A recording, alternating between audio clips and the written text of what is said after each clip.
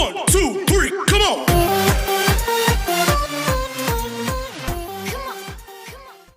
Very good morning all of you. देखिए question number 18, 16 और 17 वाला आपको ट्राई करना है।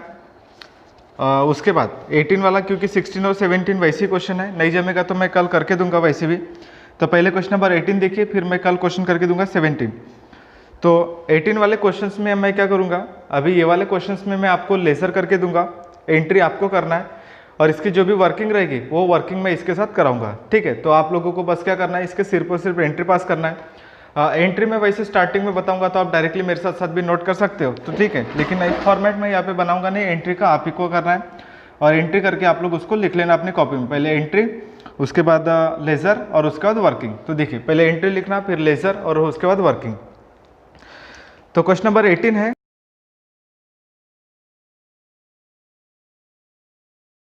देखो आराम से समझिए उसको। 200 cycle costing ₹250 each were consigned by Mukherjee of Calcutta to Sharma Amritsar. तो देखो 200 साइकिल जिसका कॉस्टिंग कितना है बेटा, 250, वेयर कंसाइंड बाय मुखर्जी, किसने कंसाइन किया, कंसाइन का मतलब सेंड करना।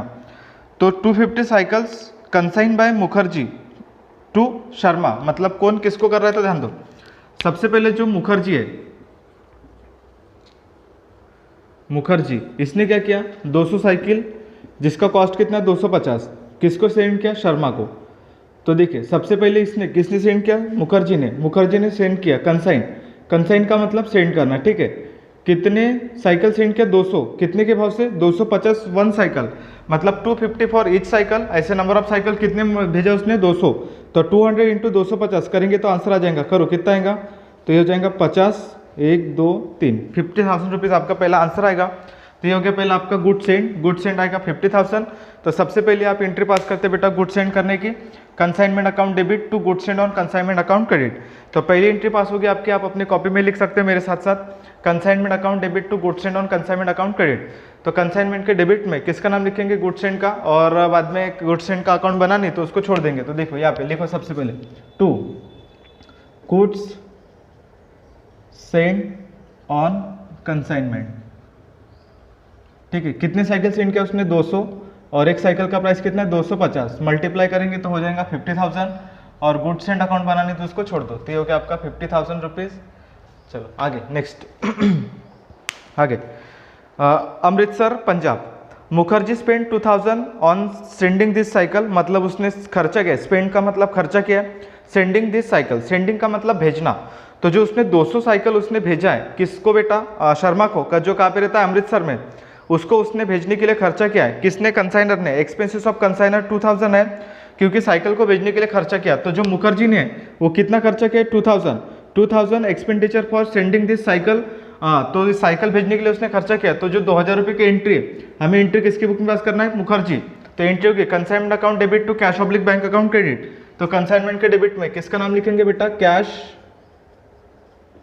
ऑब्लिक बैंक अकाउंट, ठीक है। तो ये हो गया आपका। तो यहाँ पे लिखो डायरेक्ट 2000, अभी कौन सा अमाउंट दिया है मुझे नहीं पता, तो डायरेक्ट 2000 रुपये लिखेंगे एक्सपेंडिचर के नाम से। तो यहाँ पे लिखेंगे, एक्सपेंडिचर भी लिख सकते हैं यहाँ पे, अभी कौन सा खर्चा है तो मुझे नहीं पता, तो डायरेक्ट आप एक्सपेंडिचर के नाम से शो करेंगे तो भी चलेगा। हाँ, लेकिन एंट्री क्या होगी इसकी, तो एंट्री होगी cash oblique, sorry, consignment account debit to cash oblique bank account credit. तो ये आपकी एंट्री होगी। आगे देखो next, on the way 20 cycles were damages. तो बीच में क्या हो गया, ऑन द वे मतलब transit, on the way 20 cycles were damages and insurance company of ₹2000 was accepted. तो उसमें से इंश्योरेंस कंपनी ने कितना पे किया, 2000 रुपये एक्सेप्टेड किया। मतलब बीच में रास्ते में 2000 साइकिल, सॉरी 20 साइकिल्स क्या हो गई, डिस्ट्रॉयड हो गई, डैमेज हो गई। तो उसने क्या किया, कंपनी को क्लेम किया, और कंपनी ने उसमें से 2000 रुपीज़ क्लेम किया, मतलब जिसको बोलते हैं वैल्यूएशन ऑफ एबनॉर्मल लॉस। तो ये जो 20 साइकिल्स है ये क्या हो गया बेटा, एबनॉर्मल लॉस। डैमेज होना मतलब है किसी की गलती की वजह से, ये नेचर की वजह से नहीं है ना। अगर से आपने प्रॉपरली केयर करके उसको साइकिल को भेजा होता तो डैमेज नहीं हुए होते। तो ये किसी ना किसी की गलती की वजह से जो लॉस होता है उसी को बोलते हैं एबनॉर्मल लॉस, और एबनॉर्मल लॉस का वैल्यूएशन करना पॉसिबल है। तो यहाँ पे जो 20 साइकिल है खराब हो गई तो उसका हमें वैल्यूएशन करना है। तो वैल्यूएशन कैसे करेंगे, तो अपन देखते चलो इसका वैल्यूएशन। तो यहाँ पे लिखो सबसे पहले वैल्यूएशन ऑफ एबनॉर्मल लॉस, ऊपर लिखेंगे heading valuation of abnormal valuation of abnormal loss. तो सबसे पहले कितने साइकिल डैमेज हो गए? 20 साइकिल्स वेयर डैमेज। तो 20 साइकिल क्या हो गए बेटा? डैमेज हो गई। तो सबसे पहले हम क्या करेंगे? चलो लिखो यहाँ पे। तो सबसे पहले लिखते हैं हम कॉस्ट ऑफ गुड्स पहली स्टेप में, फिर हम प्लस करते हैं एक्सपेंसेस ऑफ कंसाइनर, प्लस करेंगे। कंसाइनी के खर्चे प्लस नहीं करते बिकॉज ऑफ द रीजन, क्योंकि कंसाइनी को गुड्स पहुंचने के पहले, शर्मा के पास पहुंचने के पहले रास्ते में क्या हो गया बेटा? डैमेज हो गए। तो चलो करो। तो 20 मल्टीप्लाइड बाय कितना है बेटा? एक साइकिल का प्राइस 250, तो आंसर आएगा, हाँ किसने खर्चा किया? 2000। तो ये 2000 कितनी साइकिल के लिए? तो देखो 2000 जो है वो 200 साइकिल के लिए है, तो 20 साइकिल के लिए कितना आंसर आ जाएगा? चलो करो। 2000 डिवाइडेड बाय 200 मल्टीप्लाइड बाय 20, तो आंसर आपका आ जाएगा, ये कैंसिल कर दो तो ये हो जाएगा 200, इसका 200 आंसर आएगा। और ये करो कितना आएगा? 250, मतलब 5000 इसका शायद से आंसर आए। एक चेक कर लो इसको एक बार। 250 into 20 5000, 2000 divide by 200, 2000 divide by 200 into 20, तो 200 रुपये इसका आंसर आएगा। तो चल हो गया ये। तो ये हो गया आपका 5200, इसको बोलेंगे एबनॉर्मल लॉस। एबनॉर्मल लॉस, अभी जो एबनॉर्मल लॉस है उसमें से हम माइनस करेंगे रिसीव्ड फ्रॉम इंश्योरेंस कंपनी। कितना मिला है? 2000, तो क्या करेंगे? माइनस, तो बचेगा कितना? 3200, तो इसको बोलेंगे लॉस इन ट्रांजिट। तो लॉस इन ट्रांजिट कितना हो गया आपका? 3200। तो वर्किंग समझा क्या आपको? तो इसको कैसे करना है ध्यान दो आगे। सबसे पहले लिखेंगे हम cost of goods 20 cycles were damages in transit. रास्ते में मतलब ट्रांजिट में रास्ते में 20 साइकिलें खराब हो गई, तो 20 इंटू 250, तो 20 इंटू 250 करेंगे तो आपका आंसर आएगा 5000। फिर एक्सपेंसेस ऑफ कंसाइनर हम प्लस करते बिकॉज उसने पहले साइकिल भेजने के लिए खर्चा किया, तो साइकिल भेजने के लिए जो खर्चा किया उसको हम प्लस करेंगे। एक्सपेंसेस ऑफ कंसाइनर प्लस करते, एक्सपेंस ऑफ कंसाइनी प्लस नहीं करते बिकॉज ये रास्ते में है, मतलब कंसाइनर खर्चा कर चुका है और कंसाइनर खर्चा कर चुका है इसलिए हम उसको ऐड करते। कंसाइनी खर्चे करने के पहले मतलब उसको साइकिल मिलने के पहले ही बीच में क्या हो गया बेटा लॉस हो गया। तो जो लॉस हो गया उसको हम क्या करेंगे? वो डैमेज मतलब वैल्यूएशन करेंगे और उसको कंपनी को क्लेम करेंगे कि हमारा इतने रुपए का लॉस है। फिर कंपनी आके चेक करेगी कि एक्चुअल लॉस कितना है और जो लॉस है उसके बेसिस पे वो क्या करती है? अमाउंट पे करती है। कंपनी, इंश्योरेंस कंपनी कभी भी फुल अमाउंट ऑफ पे नहीं करती है, उसमें से कुछ 70% 80% अमाउंट पे करती है। तो इसमें से कितना पे किया बेटा? 2000, तो ये 2000 मिला है। तो जो लॉस हुआ है एबनॉर्मल लॉस 5200, तो 5200 जो लॉस है उसमें से इंश्योरेंस कंपनी से जो मिला है उसको हम माइनस करेंगे बिकॉज वो तो हमारा प्रॉफिट है ना, तो उसमें से माइनस करेंगे। एक्चुअल लॉस कितना हुआ है? तो एक्चुअल लॉस हुआ है 3200। अभी जो लॉस है तो इसकी एंट्री हम क्या करते हैं? तो एंट्री होगी बेटा इसकी, चलो मेरे साथ लिख सकते हैं एंट्री। एंट्री होगी इसकी, हाँ क्या एंट्री होगी? सबसे पहले loss in transit account debit 3200, उसके बाद received from insurance company account debit 2000। तो एंट्री क्या होगी बेटा इसकी? Loss in transit account debit 3200, उसके बाद received from insurance company account debit 2000 to consignment account credit. तो क्या एंट्री होगी इसकी बेटा? Loss in transit account debit insurance company account debit to consignment account credit. चलो बोलो कितना आएगा? लॉस इन ट्रांजिट 3200 है, इंश्योरेंस कंपनी 2000 है, तो टोटल लॉस है 5200 जो आएगा यहाँ पे। तो कंसाइनमेंट के क्रेडिट में यहाँ पे लिखेंगे बाय लॉस इन ट्रांजिट और यहाँ पे लिखेंगे insurance by received from insurance company. तो यहाँ पे लिखेंगे 3200 और यहाँ पर लिखेंगे 2000। समझ में आ गया बेटा ये? तो ये हो गया आपका इंपॉर्टेंट क्वेश्चन। आगे देखो नेक्स्ट वाला, हाँ उसके बाद देखो 2000 वॉज एक्सेप्टेड के बाद देखिए आगे, Sharma took the delivery of the rest, मतलब जितना भी बचा होगा उसने क्या क्या डिलीवरी लिया and spent 300 on octroi and cartage and ₹200 for selling expenses. He sold 170 cycles at ₹350 per cycle. Sharma is get the commission of 10% on sale. He remit the balance due to draft. ये check करेंगे अपन इसका मतलब क्या होता है। तो पहले चलो वन बाय वन देखते हैं। Again Sharma took the delivery of the rest, मतलब एक बात बताओ, अभी सबसे पहले उसने कितने साइकिल सेंड किया था? 200, बोलो हाँ। 200 साइकिल में से 20 cycle were damages in transit, तो 20 साइकिल क्या होगी? डैमेजेस हो गई, तो उसको निकाल दो। तो 200 में से 20 माइनस करें तो बचा कितना? 180। तो 180 cycle were take the delivery, मतलब कितने डिलीवरी लेगा वो? तो शर्मा ने डिलीवरी लिया 180 साइकिल्स की, क्योंकि 20 साइकिल क्या होगी? डैमेज हो गई। तो जो साइकिल डैमेज हो गई उसको तो हटा दो। अभी उसको मिला कितना? 180। तो उसको जो मिला है उसने 180 साइकिल लिया है, मतलब उसको मिला है, और उसने क्या किया? उसके ऊपर खर्चा किया। तो 180 साइकिल उसको मिला है। Sharma took the delivery of the rest and spend 300 on ऑक्ट्रा and carriage, मतलब 300 रुपये ऑक्ट्रा, चुंगी नाका और कैरेज जिसको बोला जाता है। कैरेज मतलब भाड़ा, ऑक्ट्रा मतलब चुंगी नाका। And 200 for selling expenses, 300 plus 200, तो दोनों मिला के कितना हो गया? 500। तो expenses of consignee, expenses of consignee बेटा 300 for ऑक्ट्रा and carriage and 200 for selling expenses. तो ये अभी अपने को यहाँ पे जब अपन एंट्री करेंगे तो अपने को सोचना नहीं कि रिकरिंग है कि नॉन रिकरिंग है, एंट्री तो पूरे अमाउंट की होती है। तो 300 प्लस 200 500, तो 500 की एंट्री होगी expense of consignee, consignment account debit to consignee account credit. तो कंसाइनी का नाम लिखो यहाँ पे, क्या नाम है बेटा उसका? मुखर्जी, सॉरी शर्मा। तो यहाँ पे लिखो शर्मा अकाउंट, एंट्री होगी consignment account debit to Sharma account credit. तो कंसाइनमेंट के डेबिट में किसका नाम लिखेंगे? शर्मा का, शर्मा अकाउंट। बोलो सबसे पहले क्या किया उसने? ऑक्ट्राई का पेमेंट किया, ऑक्ट्राई एंड कैरेज, और उसके बाद किसका पेमेंट किया उसने? Selling expenses, selling expenses. इसका है 300, इसका है 200, कुल मिला के हो जाएगा 500। और मुखर्जी के क्रेडिट में यहाँ पे बाय कंसाइनमेंट अकाउंट कितना लिखेंगे? 500। यहाँ पे डिटेल लिखने की रिक्वायरमेंट नहीं है, एक बार आपने ऊपर डिटेल लिख लिया तो यहाँ पे डिटेल्स लिखने की रिक्वायरमेंट नहीं है। आगे ही सोल्ड 170 साइकिल्स एट रुपीज 350 पर साइकिल्स, तो उसने 170 साइकिल बेच दिया। और एक साइकिल का प्राइस कितना बेटा? 350। तो 170 इंटू 350 कितना हो जाएगा? 59,500 का सेल है। सेल करने की एंट्री थी कंसाइनी अकाउंट डेबिट, मतलब Sharma account debit to consignment account credit. तो शर्मा के डेबिट में किसका नाम लिखेंगे बेटा? कंसाइनमेंट। तो यहाँ पे लिखो कंसाइनमेंट अकाउंट, कितना लिखेंगे? 59,500। और यहाँ पे लिखेंगे बाय शर्मा अकाउंट 59,500। कैसे आई है? तो 170 साइकिल बेच दिया उसने, और एक का साइकिल का प्राइस कितना था? 350। तो 170 multiplied by 350 is equal to 59,500। ये हो गया आपका सेल। सेल के बाद तुरंत उसने कमीशन भी दे दिया। तो देखो आगे, Sharma is get the commission 10% on cell, तो इसी का 10% निकालेंगे, एक जीरो हटा दो, आंसर आ जाएगा आपका 5950। ये कमीशन है। कमीशन की भी एंट्री वही होती है जो अपन एक्सपेंसेस की करते। तो एंट्री क्या होगी? Consignment account debit to Sharma account credit. तो यहाँ पे लिखेंगे टू शर्मा अकाउंट। ये हो गया अपना ऑर्डिनरी कमीशन। तो यहाँ पे लिखो ऑर्डिनरी कमीशन,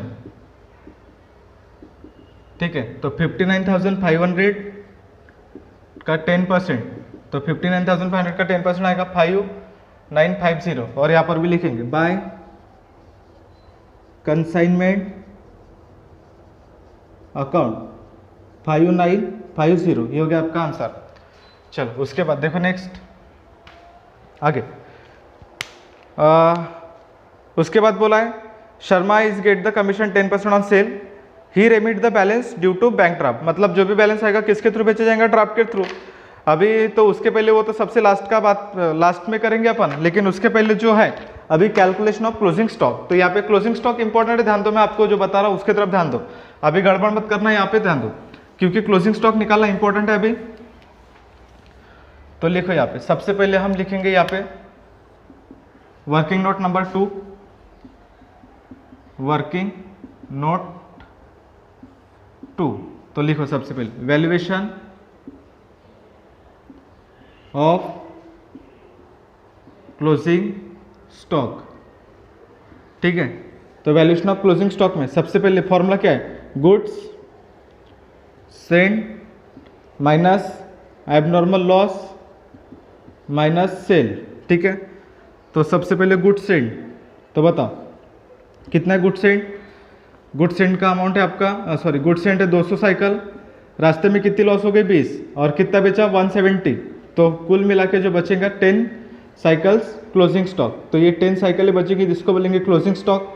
ये आपका यूनिट में है तो इसको मुझे करना पड़ेगा अमाउंट में, तो चलो करो वन बाय वन। सबसे पहला जो स्टेप होता है वो होता है बेटा आपका कॉस्ट ऑफ गुड्स, पहला स्टेप।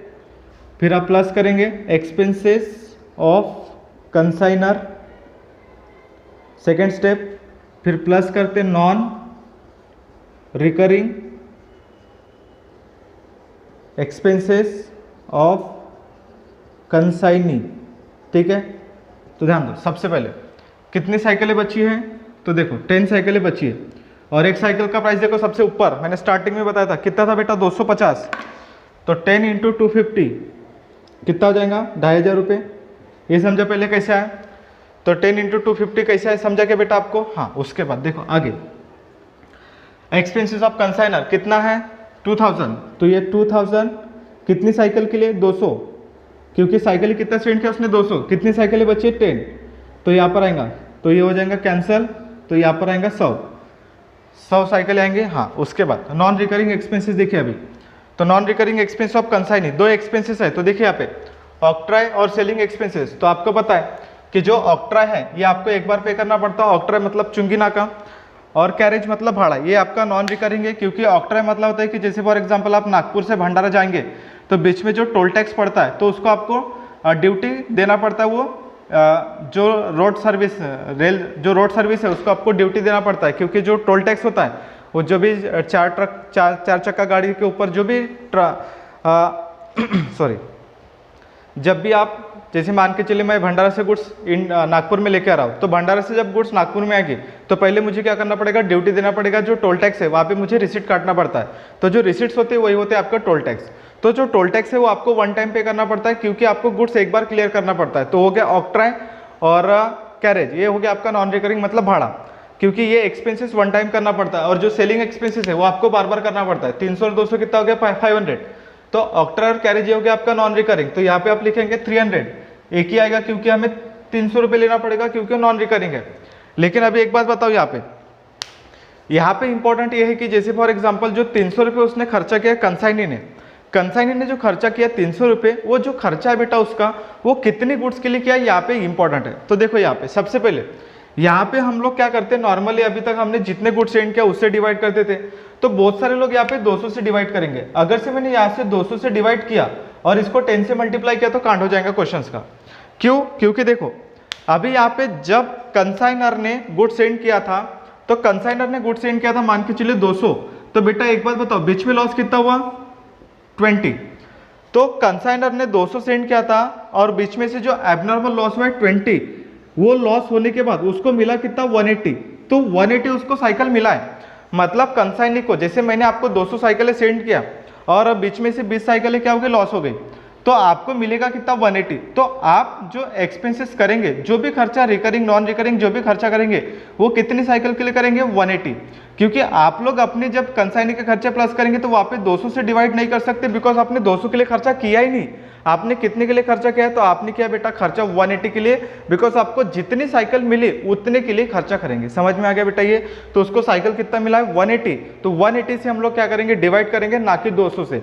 यहाँ पे बहुत सारे लोग गलती करते हैं, जितना उसको एक्चुअल मिलता है साइकिल है वही उसका मतलब जितना यूनिट मिलेगा उसके ऊपर वो क्या करेगा डिवाइड करेगा, बिकॉज उतने के ऊपर खर्चा कर रहा है, क्योंकि 20 साइकिल उसको मिला नहीं, तो जो उसको मिला नहीं तो उसके ऊपर खर्चा होगा नहीं।